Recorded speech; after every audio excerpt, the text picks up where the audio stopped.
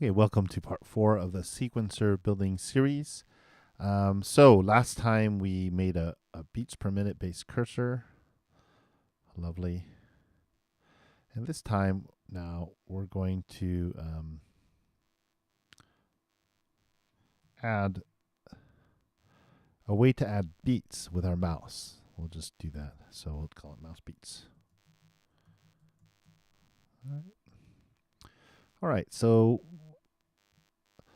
what we basically want is we want some kind of sort of mouse detection. So we're going to do all this in the mouse pressed function. Remember, that's void mouse pressed. Okay. And what do we want to happen? We want basically every time our mouse is near one of the beat markers, basically one of the 16th notes, because that's the finest resolution we have. So if it's near one of the 16th X locations, right, we want it to produce a little dot. Okay. So let's see, what's the best way to do this? Why don't we first detect if our mouse is near one of the beat markers, near one of the beats. Okay, so let's do that first. So that's easy enough. We're gonna look at our mouse S. We're gonna say we use if statement, right? I think, and then we're gonna look at. We're actually gonna. The first thing actually we need to do is we need to loop through our 16th note array, right? So if you recall, our 16th note array here has 64 members, one for each of the 16th note markers in our sequencer. Let's have a visual here. Oops. How do we do this? Mouse pressed. We'll just comment that out. It's a visual, right? So each of our markers X location is stored in our 16th note. 16th note array, right? It's being populated right here. So we need to loop through that. So we're going to use a for statement for int I equals 0. I is less than 16th dot length. So basically, we're going to start at 0 and count to the length of the 16th.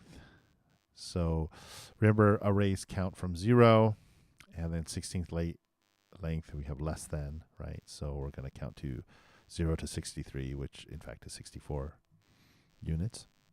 And then we're going to increment the I by 1 each time. Right, so this loop will allow us to look through the 16th note array, right? So we're going to look at each member of the 16th note array. And remember, that's filled with X locations. So we're going to say if mouse X, okay, and mouse X again is a variable that reports our current mouse X location, okay, and then we'll give it a little bit of a boundary on each side. So say maybe 3 or 4 pixels. Let's say 3 pixels, and we might want to give it a little bit more. Let's just say 4 pixels. Pixels are quite small. So let's say 4 pixels. So if mouse X is greater than, right? We want it to be greater than the location of the beat marker, the 16th note marker, minus 4 pixels. So we'll say 16th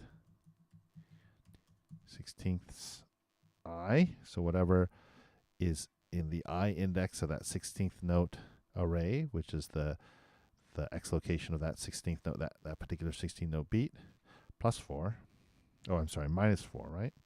So mouse X needs to be greater than that 16th note marker minus 4, right? So if you have, let's see how we do this. Let's get rid of this. So if you have the 16th note marker right here and minus 4 pixels right there, our mouse X has to be greater than that, right? We'll exaggerate it. Let's see, that's minus 4 pixels. Our mouse X has to be somewhere greater than that line minus 4, right? Okay. So it not only does it have to be greater than that, then we can use our AND operator there. Also, it also has to be, so and ampersand means that you must satisfy both of these conditions. So mouse x also needs to be less than, right? 16ths I, which is the x location of our 16th note marker, plus 4, right? And if we run that, oops, so let's see. Right, the for loop, and something like that. Yeah, okay. So, right, if this, for example, is -4, and this is +4, our mouse has to be greater than -4, that marker -4, and less than that marker +4, right? So it's has a little margin on each side. Okay. And in this case right now, since we don't have anything prepared to in the draw yet, we don't have our little dots or anything prepared yet, we're just going to go print ln. And we'll just print the number of, we'll just print we can print the index of the 16th, or, why don't we just print the actual x value? 16ths I. Okay, we'll print the actual x value. So if we press there, 382.5.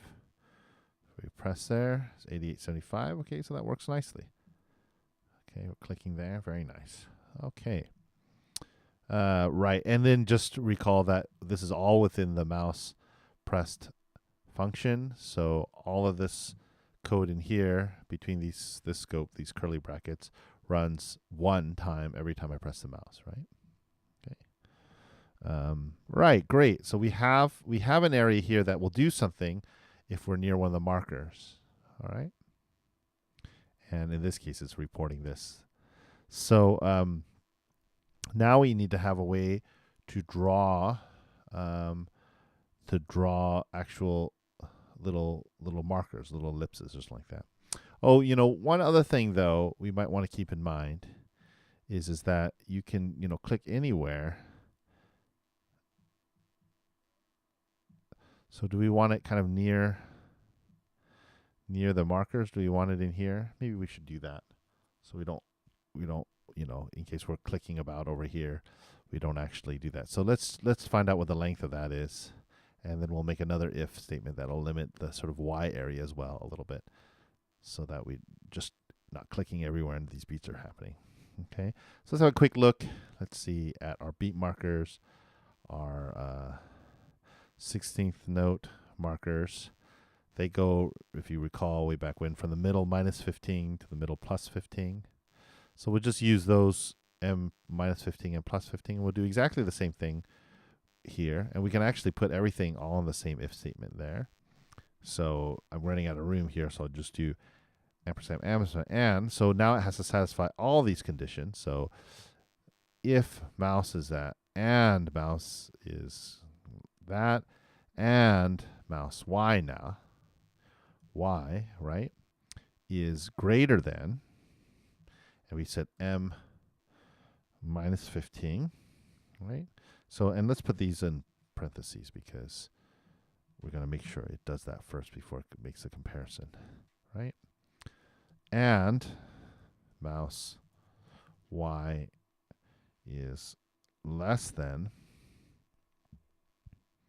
m +15. Okay, so now this has to satisfy all these 4 conditions. In order for it to reprint this, it has to be, greater than 4 pixels to the left of the line, less than 4 pixels to the right of the line, less than the middle of the sequencer -15, but I'm sorry, greater than, but less than the middle of the sequencer +15. Okay, and let's see if that works there. So if I'm clicking here, nothing's happening there. Even if I'm clicking here, nothing's happening there. But if I move into here, I should report. And there you go, 32.8. If I click in here, yes, perfect. Okay, so it works. But if I just get out of here, I shouldn't report anything. That's right. Okay, very good. Okay, so now if we're clicking about here or somehow do that, it doesn't produce a beat. All right, now that's great. Now we actually need to draw the dots. So in order to do this, we really need to have an array, right? Okay. So basically, we need to have in the draw area. So let's have our dots be on top of the lines on the beat markers, right? But under the cursor. So remember, everything's drawn in order. So we're going to we draw the measure markers first, then we draw the beat markers on top of that, then we draw the 16th note markers on top of that, and then we draw the cursor on top of that. Well, let's put these in here so that it's under the cursor, but on top of the beat markers. So this will be our beat markers. Oh, did we call these beat markers? So a beat, what will we call? Sample dots. So let's just call them sample dots. Okay. So our sample dots could be, let's just put up a couple of drawing specs in there. Won't have any stroke, so no stroke. Okay. We will have a fill, say, let's see, it's on lime green. Let's make these black, sure, why not? Fill 0. Okay. And we can have a little bit of transparency. That might be interesting. Why don't we have a fill 0, but make it, say, about 200 bit see-through, something like that. See how that looks there.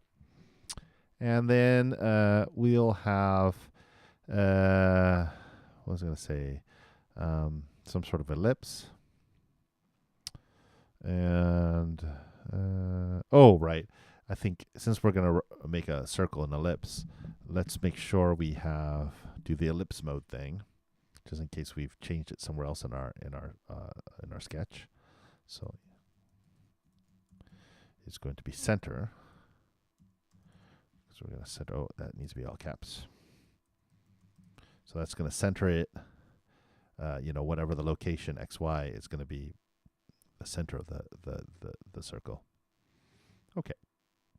Now, so what we really need to do is we need for it to draw an array of things, right? Because we're going to have many, many dots, perhaps as many as 64 if we have one every 16th note, right? So let's set that up a lot like the way we drew the markers, pretty much almost exactly the same way we drew the 16th note markers, right? So we're going to have just basically, let's copy the 16th note process there, and that'll be a nice review anyways. So we're going to have, call this sample markers. Okay, and then we're going to have, just like here, 16th, we declared an array, a float array of 16th notes. We're going to call it samp. We'll just call it samps. Okay. And then just here, like we do here, we'll just copy all this.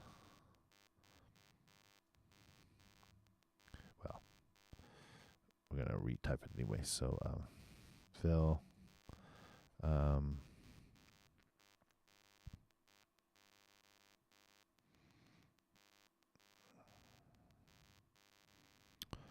Sorry, fill, right, samps, sample marker array. So we have samps, and we're just going to initialize that new float, and it's going to have the same amount because its total maximum amount is still the same as the 16th note array, because we can only have 64 markers, right? One for each 16th note, because that's our maximum or minimum resolution. All right. And then basically, so now, but in this case, we're just going to fill them, I think, with just ints, like ones and zeros. So we probably could have just made an ints. And what do I mean by that? Basically, we want an array of things that say new int. Yes, let's draw a marker there, or no, let's not draw a marker there. So it actually could be a Boolean, but I'm just going to make it an int because there's other things we might want to do and for later on. So let's just keep it an integer array. But basically, we're just going to want to have ones or zeros. All right. So let's populate that all with zeros because we don't want any dots showing up. Right. So basically, we're going to say, and you'll see this later in draw. We're going to say if the thing in this array is 0, then don't draw a dot. If it is 1, then draw a dot. Okay, so we're just going to say samps for. We'll do a quickie sort of for loop, a shortcut here, shorthand for t I equals 0. I is less than samps dot length I plus plus. We're going to say samps I equals 0. Right? That just basically populates. It's going to loop through the samps, all 64, and just fill each of those with a 0. Okay. Of course, another way we could have done that is just you can initialize and declare initialize arrays. We just have to type a lot of zeros, so you can do something like that and just go 0, 0, 0, 0, 0, 0, 0, 64 times, dot, dot, dot, dot, like that. But we won't do that.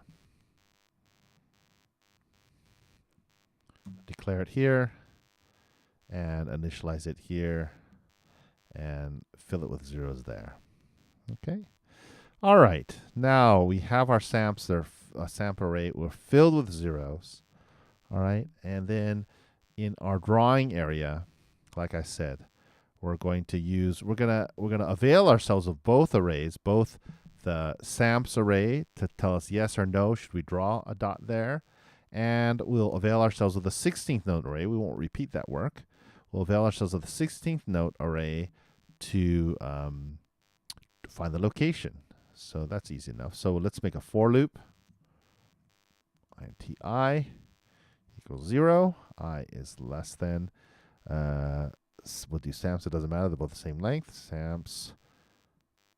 Is it samps or samps? Yeah, well, I think it is. Dot length. And I plus plus. Okay, so it's going to look through all the sample length, and then we're going to say if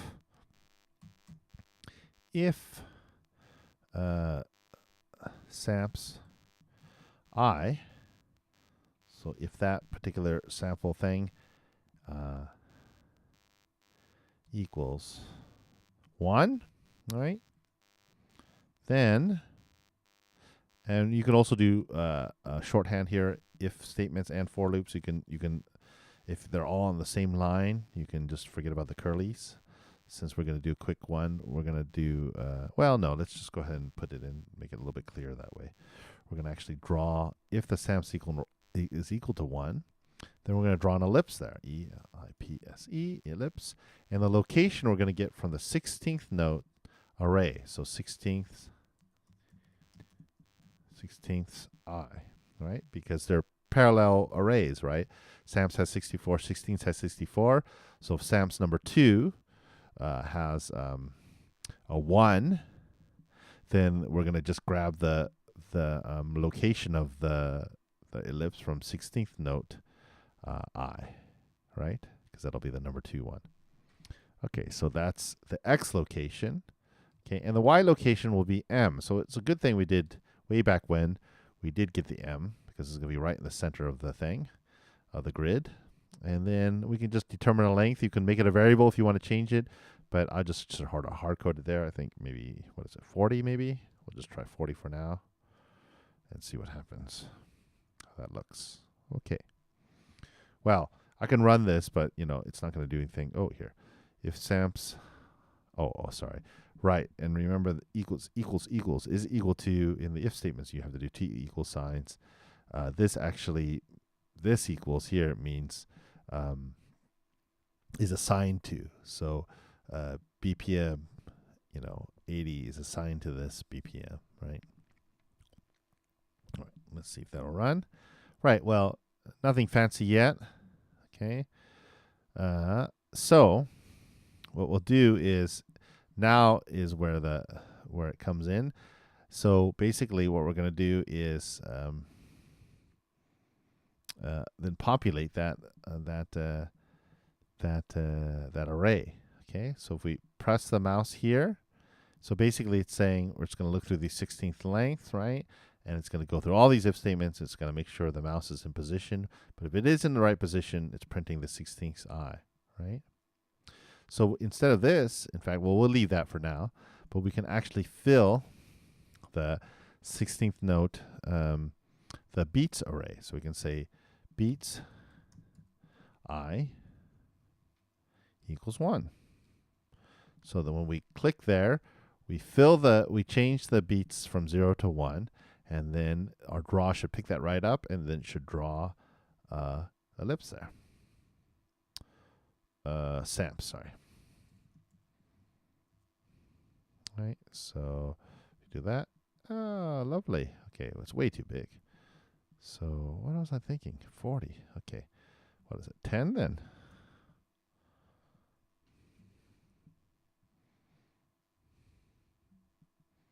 That's not bad. Maybe a little bit bigger. 15. Of course, it might be nice to have our sequencer be a little bit bigger too. And remember, the nice thing is that we tied everything together to the size of the sketch. So I can make this, 1300 if I want. And that gives me a little bit more room. And it keeps everything together. I can even make this a little bit taller if I want to do that. I can do something like that, right? Okay, that's great. Okay, now a couple just sort of housekeeping or tidying up things there. It might be nice to do. So just to be completely sort of very careful, because we will be eventually sending messages here to our sampler, right?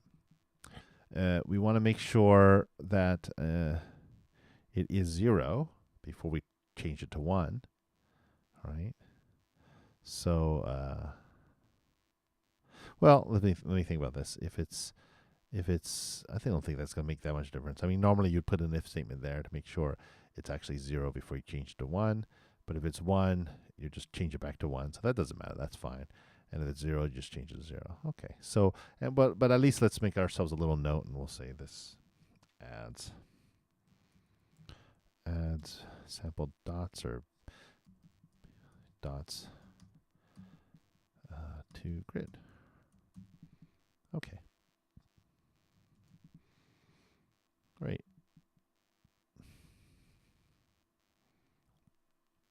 Now, of course, we need something to remove the dots. So let's use like a key. Let's use a key thing. So maybe key, and we'll use maybe the R key. So basically, and in this case, we'll use the sort of 0. We'll check if it's a 0 or 1. Okay. So I think we can just copy all of this here, because we're going to follow the exact same procedure. Paste that in there. We're going to say remove several dots from grid. All right.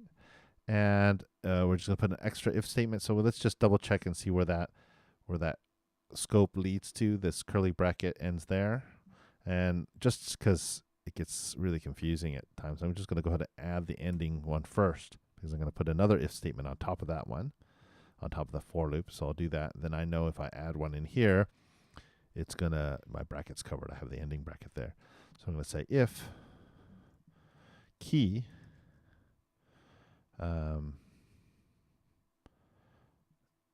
is, I think we have to do key pressed and key. Yeah, we have to do key, if key pressed, okay, and key equals R, then all this can happen.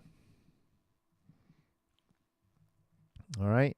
And so if key is pressed and key is equal to R, then we can remove this. So And same thing, we just want to make sure we're doing all the same checks to see if the mouse is near the line. But instead of samples equals to 1, we want samples equal to 0. We'll leave the print line in for now. And then we just want an additional if statement here, just to simply say if samps I is equal to 1. So make sure it actually has a dot there first. So it's equal to 1. And then we have to make sure we have an ending curly bracket. So if it's equal to 1, then if we click while we hold the R key down, we're going to make it equal to 0, so it's going to take it away. So hopefully this works. If samps I, this double equal sign. Again, okay. So do that, and let's see, R, that. Very good. You can take that away, that. So hopefully it's not the case where I press R and yeah, it's all right. Great. Okay, very good. So now we have a way to add dots to our grid.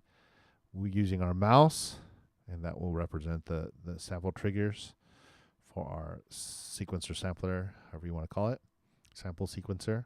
I guess that's really what it is a sample sequencer.